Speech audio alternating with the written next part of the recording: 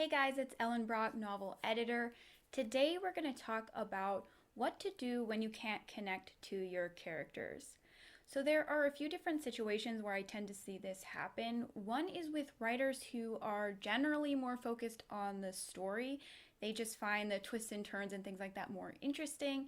And this type of writer may always find it a little bit difficult to connect with their characters. Another situation is with writers who normally are very connected with their characters, but they tried plotting instead of just writing by the seat of their pants.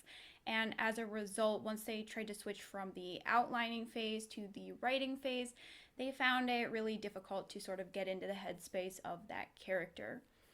Another possible situation is if the character is so different from the writer that they just don't have any way to form a connection to them and they're just finding it really difficult to engage and emotionally connect with the character. So those are common situations, though I'm sure there are other scenarios where this could happen as well. So what I want to go over today are some solutions, things you can do, but I want to start by going over some problems or signs that this is happening. So the signs and the problems are basically the same thing. So I'm going to go over them simultaneously. So the first sign slash problem that you might experience is that the character doesn't have a distinct voice. So this character might sound pretty much equally fine no matter what sort of dialogue you put into their mouth. So they might sound okay when they're snarky, they might sound okay when they're being sweet, but there's no real sense of consistency. And this comes from not understanding the emotional context of the dialogue. So because you don't understand the depth of this character and what is going on emotionally for them during dialogue, anything that you put in their mouth is going to sound just as fine as anything else, but it's never going to really sound like it's coming from the character. So the second sign is that the character doesn't really have anything to do in scenes. This is especially common with side characters. You might find that they sort of get pushed into the background. You might even just forget that they're there or forget to use them, or find yourself sort of trying to shoehorn in things for them to say or do because they just don't have anything that's coming naturally. They're not naturally involved in the scene. With the protagonist, this can also happen. Generally, in that case, you're going to see a protagonist who is really only reactive, who isn't ever going to be the first one to make a move. They're only going to respond to things that happen to them. So in that case, you might find that you need to add a lot of obstacles to scenes in order to get anything to happen because the protagonist isn't going to go and make things happen on their own. And again, this comes from a lack of emotional context for that character within the scene. So the character doesn't have a strong enough reason to do anything in the scene. That's usually 9 times out of 10, that's usually what's causing the problem. So the third sign is that the character's emotions feel a little out of whack. Either the character is really melodramatic, maybe they're crying 5 times in the first few chapters, or they're getting really angry and throwing things and doing these really big displays of emotion. Or the character is really robotic and stiff and boring. They don't really have a lot of personality. They might seem really bland. They might seem really unengaged. And I think these are opposite approaches to the same problem. The one is sort of ignoring the problem and just not worrying too much about the lack of emotional context. And the other one is trying to fix the lack of emotions and of the lack of connection to the character with added on emotion. So that's where the melodrama comes from because the emotion feels really added or tacked on. Sometimes also this can present as arbitrary emotion. So the character might react really hostile to someone who's bullying in one scene, and in the next scene they see someone bullying and they just don't react at all. And there's no explanation in the characterization for why. Their emotions just seem very arbitrary. And usually that's because when you don't feel an emotional connection to the character, you might just have them do things that push the scene in the direction that you want, and then they feel story dictated or possibly even controlled by you, that the reader can perceive that you're sort of manipulating what the character is doing, and they don't feel as genuine. It doesn't feel like it's coming from the character. The fourth and last sign is just that you don't like writing this character, you don't enjoy being in their headspace, or you can't get into their headspace. You don't find their dialogue interesting. You don't find their thoughts interesting. You don't really care about their feelings. If you have any of those types of feelings with this character where you're just really not engaged with them and you're not enjoying the process of writing them, it's a really good sign that you just don't have a connection to them.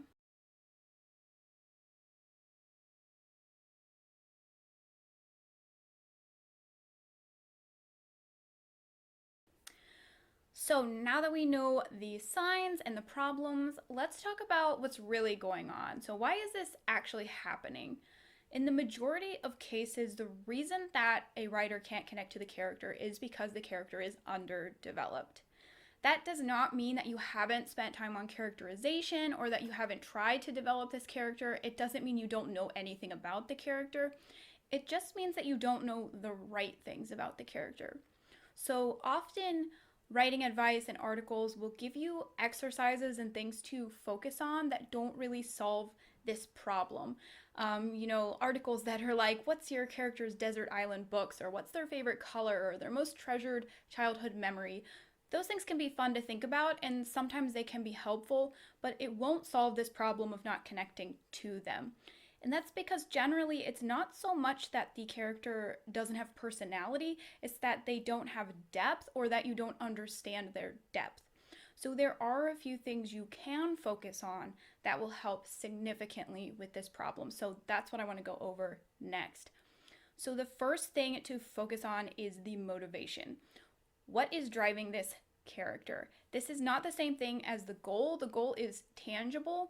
The motivation takes that tangible goal and focuses on it on a deeper level. So, what is underlying this goal? Why do they want this thing? So, for example, you might have a character whose goal is to obtain this magical amulet that will give them all of this power. That tells you a lot about what's going to happen in the novel, that they're going to try to get this amulet, but it doesn't tell you anything deeper about the character. But if we focus on the motivation to get this amulet, and we find that that motivation is power, that this character really wants to feel a sense of power, they want to be a powerful person, that tells us way more about this character, because the primary motivator of a character is going to affect their behavior, not just towards their goal, but in general. It's going to affect their behavior even in little moments and small interactions, because the character is always going to be moving towards things that satisfy that motivation, that they're always going to move in the direction of their motivation, in other words. So, for example, this character may be a natural leader. They may like to be in positions of authority. They may butt up against people who are in higher positions than them or have more power than them. So, there's a lot that you can work with in forming an emotional connection when you can get into the headspace of the primary motivator of the character. So, the second element that I recommend you focus on is the false belief of the character. The false belief, or the deep dark belief, I think some people also might call this the wound, I think. It's the thing that your character thinks about themselves or about other people or about the world that holds them back. It causes them emotional pain. It causes them to make bad decisions or to act in ways that are flawed. And essentially, this is going to be the worst inner attribute of your character. So it's going to be the thing that they're thinking about that's hurting them, and they may not realize that it's hurting them. They may not realize that this is a negative belief or an untrue belief. So, for example, with the character who really wants power, this character may have a false belief, something along the lines of, the only way to be powerful is to put down other people. If the character believes that, then we know that they're going to act in a very particular way. They're going to feel very upset, very bristly when they are butting up against people who are in more powerful positions than them. They may put people down, they may call names because they want to look better, or they may even cheat to get ahead or lie to get ahead. So we know a lot about how they're going to react. And again, this isn't just big picture reactions in terms of moving towards their goal or hurting their main goal. These are also going to affect the little interactions that they have, how they connect with other characters or don't connect with other characters, and the things they say within conversation. So it's going to have a huge impact on every element of their behavior. So the last thing that I recommend you focus on are the key traits of this character. So I recommend that you pull out one or two key positive traits associated with the motivation. So for the character in the example, that could be leadership or comfortable in a position of authority or something along those lines. I also recommend that you pull out one or two negative traits built on the false belief. So maybe bossiness, maybe name calling, maybe cheating or lying, things along those lines.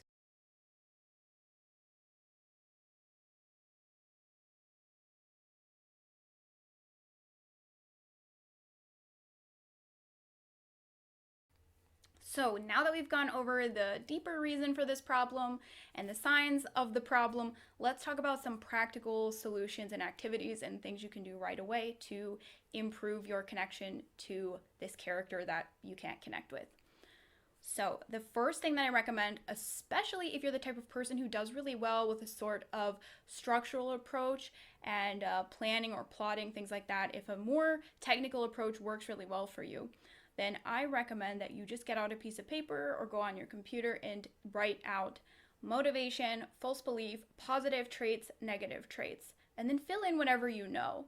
If you already know that your character is a liar, say, then you can come up with a false belief that underlies that or a motivation that underlies that. Why would they be a liar? What is causing them to be this way?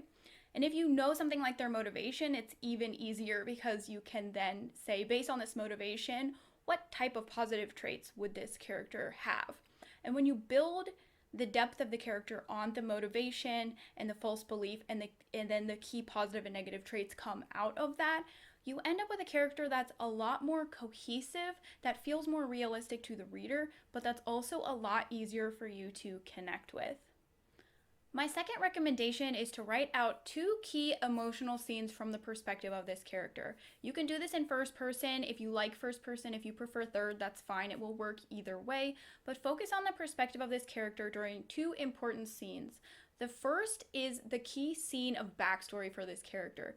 This is most likely going to be the thing that happened to them that caused them to develop their false belief. So, whatever occurred that formed this false view of themselves or other people, if you can focus on the scene and write that out and really dig into the headspace of that character, what were they thinking? What were they feeling? What did they experience? Why did they come to that conclusion? It's going to tell you a lot about who this character is, and it will probably really help you to form an emotional connection to them because you'll understand better where this character is coming from. The second scene I recommend is the point of highest emotion that's relevant to the motivation and the false belief that occurs within the novel. So while you might have something within the novel that's really highly emotional, like the death of another character, if it doesn't have anything to do with the false belief or the motivation, I would not opt to work on that scene because it's just not the same type of emotional context.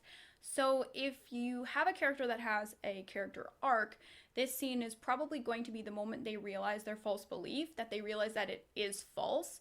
And that's going to be a really big shift for the character because they're going to have to accept a big change in their worldview. It could also be the moment in the climax where they move fully towards their new perspective and fully reject their flaw or their false belief.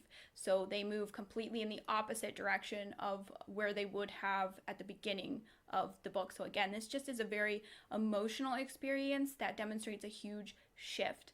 The reason that I think that that's a good option is because it allows you to really see where the character is going. So you see where they started and you see where they're going, and it helps you to fill in the in between, and it helps you to form a really complete understanding and connection to the character. If you have a character who does not have an arc, then choose any sort of high emotional scene that is very, very connected to their false belief or their motivation. It doesn't have to be the moment that they change, assuming that they don't have an arc. It just needs to be a moment that's really connected to that element of their personality. If neither of those two suggestions work for you and you still can't connect to the character, then what I recommend is that you look at some photographs. This won't work for everyone, but it can be really helpful for writers who are very visual or writers who don't have a mind's eye. Not everybody actually realizes this, but all people don't have a mind's eye. Some people are unable to visualize things in their mind. And if that's you, or if you're just more of a visual person in general, looking at photographs of a person can help you to get into the headspace of this character. So I recommend that you look for photographs that are highly emotional. Don't just look for plain headshots of smiling celebrities, but try to look for artistic photos or really emotional photography, things that really evoke something in you, that help you to feel something. And this will really help if you can collect a few of these photos and then look at them and then redo the two other exercises that I mentioned, listing out the motivation, false belief, and key traits, or writing the two key emotional scenes. You might also find that it's really helpful if you put two photographs side by side, one that demonstrates the external perception that people might have of your character or who they present to the world, and then one that represents their internal world and how they feel on the inside. Seeing those two things side by side can really tell you a lot about the character and can really help you to form a connection to them. If you try all three of those exercises and none of them work for you, then my fourth recommendation is that you try to make the character more similar to yourself. It's possible that you've just made a character that has nothing that you can relate to at all, and if you now understand their motivation, their false belief, and their key traits, but you still can't connect to them, I recommend that you choose one or two of those attributes to make more similar to yourself. So maybe give them a motivation that's something you can really relate to, or maybe give them a false belief that's something that you yourself struggled with in the past and overcame. So maybe it's something that you have more perspective on and that you can offer more insight into.